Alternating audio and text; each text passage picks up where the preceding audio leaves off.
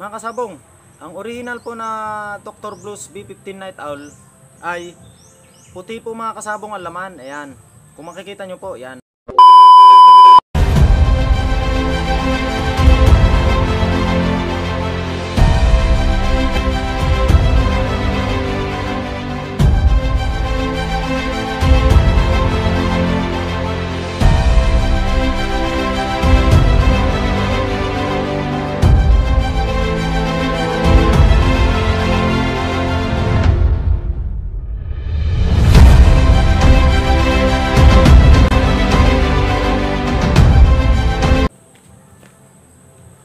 Isang mapagpalang araw po ulit sa ating lahat mga kasabong.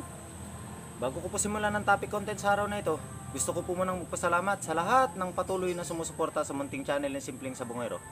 Nagpapasalamat po ako sa mga kaibigan nating mga vlogger na palaging sumusuporta sa munting channel ng Simpleng Sabongero. Lalong lalo na mga kasabong sa mga subscriber at silent viewer, maraming salamat po mga kasabong. O mga kasabong, wala na po tayong mahabang intro. Simulan na po natin ang topic content na paano ba malalaman ang original na product ng Dr. Blues B15 Night Owl? Gaya po nito mga kasabong, yan. Mga kasabong, ang original po na Dr. Blues B15 Night Owl ay puti po mga kasabong ang laman. Ayan, kung makikita nyo po, yan, puti po yung original na laman ng Dr. Blues B15 Night Owl. At saka reference yung mga kasabong, yung takip niya mga kasabong, ito po yung original, reference lang po. Hindi po siya coated mga kasabong. Yung takip niya po is aluminum siya, na original color ng aluminum niya is red. Nung iba po kasi is pininturahan yung takip niya, na mahalata nyo naman po yung takip po niya is pininturahan o yung original na kulay lang ng takip niya. Yan. Malalaman nyo po sa takip pa lang. Ito po mga kasabong yung laman na, ang original na laman ng Dr. Blues B15 Night Owl mga kasabong. Ang peke naman mga kasabong sa Dr. Blues B15 Night Owl ay kulay pink yung laman mga kasabong, pink. Kung kayo po ay nakabili mga kasabong ng Dr. Blues B15 Night Owl na pink ang laman, fake po yun mga kasabong. Hindi po original yon.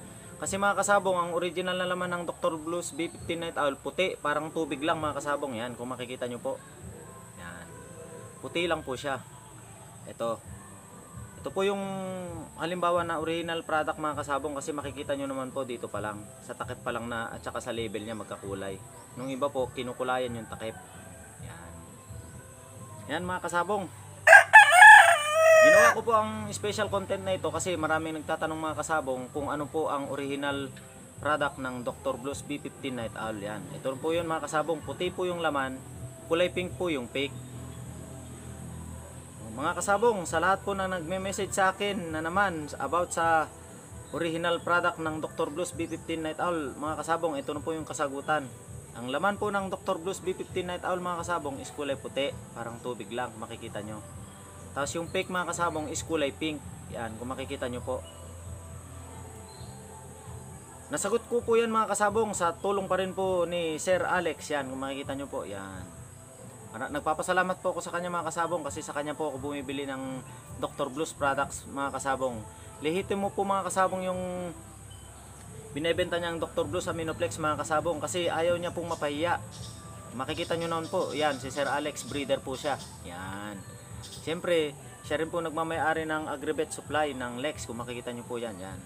Sa mga gusto pong mag-avail mga kasabong, na nagtatanong palagi sa akin sa FB at saka sa YouTube account mga kasabong, yan, nakikita nyo na po. Sa kanya po ako bumibili mga kasabong. Kung kayo po ay taga Mindanao mga kasabong, sa Zamboanga del Sur lang po yan. Kung kayo po ay parting Zamboanga Peninsula, puntahan nyo lang po sa sa Pagadian City, Zamboanga del Sur. Diyan po kayo makakabili ng original product ng Dr. Blues. Yan mga kasabong. Sa kanya po ako bumibili mga kasabong. Siya rin po ang nag-guide sa akin kung paano po tumingin ng original product ng Dr. Blues. So paano mga kasabong? Hanggang dito na lang po ang topic content natin sa araw na ito. Sana po ay may naibahagi akong kaalaman na makakatulong po sa mga sabongero na kagaya ko na gustong mag-avail ng original product ng Dr. Blues Aminoplex. Sana po ay makatulong po ang content na to para malaman nyo po na ang nabili nyong Dr. Blues Aminoplex, original ba o fake. Yan mga kasabong. Mga kasabong, kung kayo po ay napadpad sa munting channel ni Simpleng Sabongero, huwag nyo naman pong kalimutang i-subscribe, i-like, pakishare ang aking video, at huwag niyo pong kalimutan ang i-press ang notification bell button mga kasabong para mas updated po kayo sa mga video ang ipapalabas ko. So paano mga kasabong, hanggang dito na lang ang topic content natin sa araw na ito. Ang susunod na topic content natin mga kasabong ay kung paano naman malalaman ang original product ng Dr. Blues Super Omitol. Yan. Hanggang dito na lang po ang topic content sa araw na ito mga kasabong. Mag-iingat po tayong lahat. Godspeed po sa ating lahat.